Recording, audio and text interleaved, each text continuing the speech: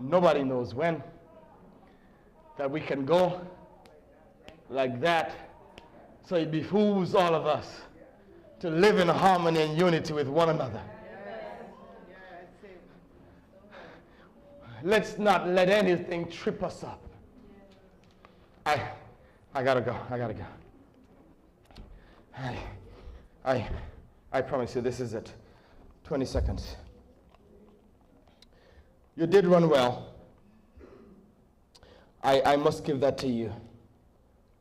Who hindered you that you should not obey the truth?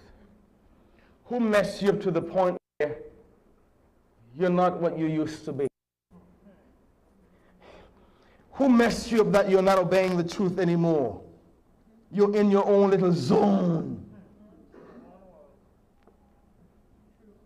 Who discouraged you on the job? Teenagers, who messed you up in school that you're no longer waking up on time but you're going late? You're no longer studying but you're just copying and cheating for exams and tests.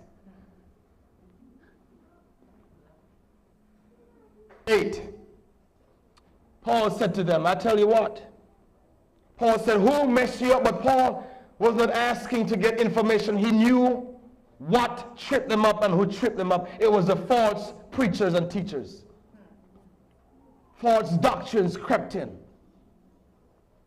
Paul said in verse 8, this persuasion, that thing or that person that was so powerful and influential to mess you up, turn you like a kunumunu.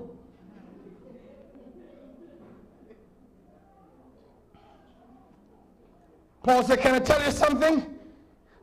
This persuasion, when Jim Jones persuaded those people to go to Guyana,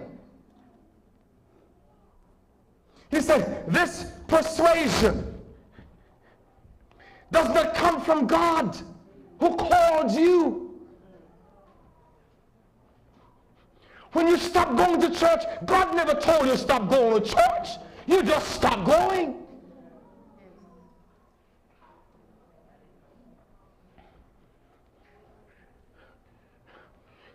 It was not God. It was some. You can lose focus when you're charting the course by our own ignorance and pride. We can lose focus as we're charting the course by people's influence. We can lose focus as we're charting the course by demonic influence. We can lose focus as we're charting the course by Satan overriding our will. We can lose focus as we're charting the course by false doctrine. We can lose focus, 7th one, when we're charting the course by little interest in spiritual matters. I just wrote those down when I was at the barber shop yesterday getting my hair. High dye slipped to the side.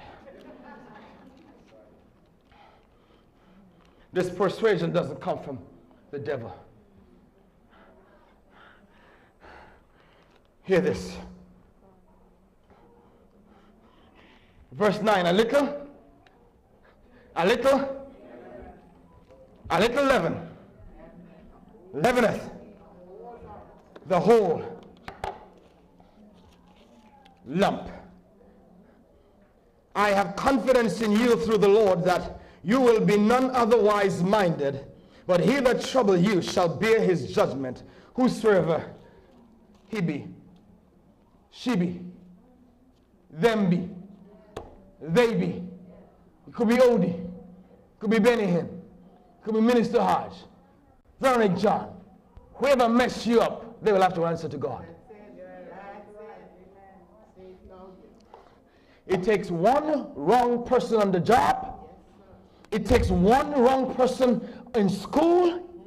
It takes one wrong person in church to mess the whole package up. Paul said, a little leaven. This is water. A little leaven. That's all the leaven I have. So much water I have. But a little leaven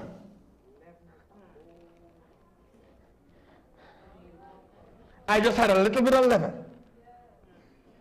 But if you don't check yourself, if you don't pay attention who's trying to cause you to lose focus,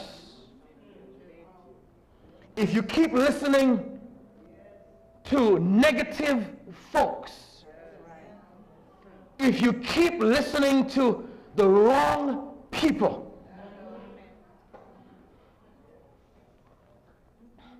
you that were once good will be contaminated.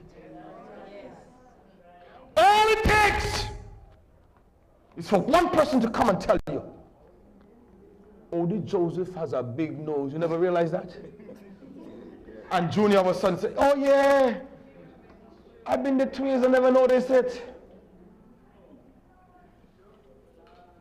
Takes one person to come in your business and say, you work for Filipinos? Oh yeah, that's true. Black people don't work for Filipinos. I gone. But she worked for you for 3 years. Never find a fault. Until a little bit of leaven. All I had, Yonetta, was a little bit of Kool-Aid. And Kool-Aid turned this whole jar of water red. What is my point? It is easy for me or you or any of us, and you by television, to get messed up. Church, I'm begging you, stay focused. Hallelujah.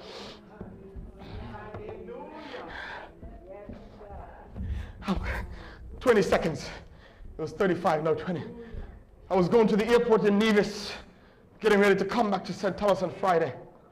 The young man who was driving me to the airport, I was running late, and now he was speeding, and it was raining.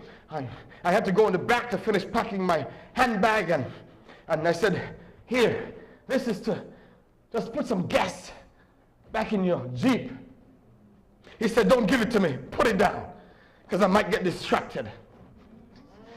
God. The young man was brilliant enough not to look, not to take the money. Don't let anything distract you. 5 seconds when we came around the corner, a car was in the road, and he said to me, if you had only allowed me to take that money, we would have collided. Because 1 second, we would have run right into that vehicle. Why? He was focused, but he still had to quickly, rapidly swerve away. Imagine if he was not paying attention and staying focused. Church, stay focus. On the job, in school, in the marriage, in church, by television, stay focused.